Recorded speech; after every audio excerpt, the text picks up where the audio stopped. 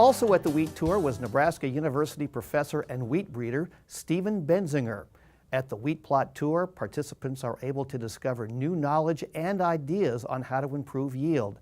Stephen says the goal of the tour is to give the growers honest information. He has faith in the growers' decisions that must be made based on all the conditions that go into that process. Market Journal was able to sit down with Stephen to get his thoughts on the tour and some of the new varieties that were on display.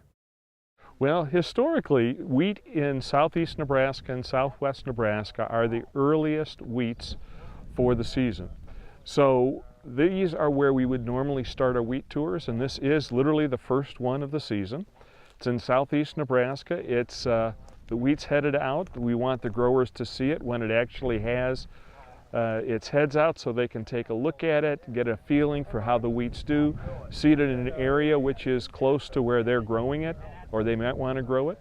And yeah, there's probably 25 varieties here. The varieties are, some are grown all the way across the state, some are specifically for this region, some are historic checks so we can see the progress we've made, some are tried and trusted varieties that are workhorse varieties for the growers, and then of course everybody wants to see what's new. And so we have new lines that maybe have been released a year ago, or ones that are still experimental lines that have never been released. There were 31 different varieties of wheat for producers to compare at the Fairbury Wheat Field Day. Among those varieties, some are more popular than others. Well, you know, probably in this trial, S.Y. Wolf is here. That's the most popular variety in the state.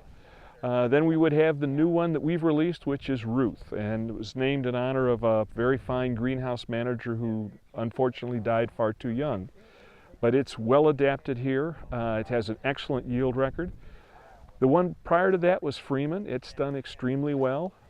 You'll see varieties from Syngenta, you'll see varieties from Lima Grain, and also from Kansas State University. So we can compare, so the growers can pick and choose among all of the genetics that's available for this area.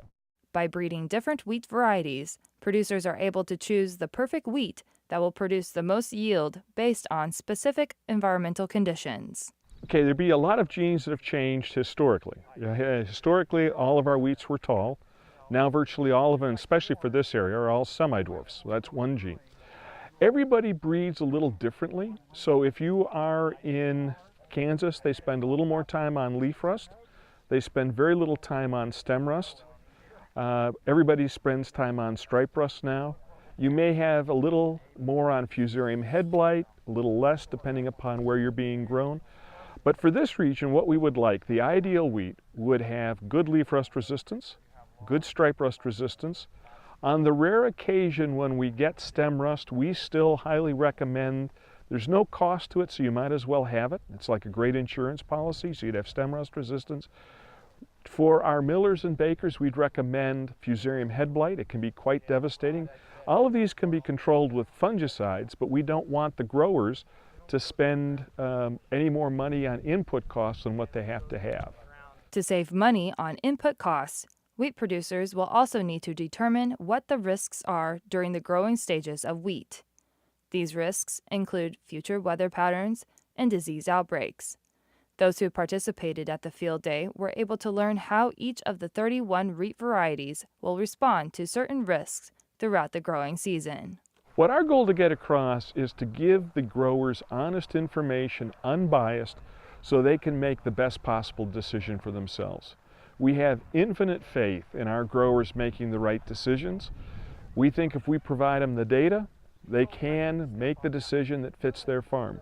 And I guess the other thing we like to do on this is just to let them see what everything looks like. You know, we test on 15 farms each year. We probably have, before we release a line, 100 plus year locations or environments. But none of them are actually ever exactly the same one as a farmer's own field. So they need to make choices, get into the range of varieties that they would like to see, try them, keep their trusted ones, try a few new ones, see which ones make sense. If the trusted ones are still the best, they stay with them.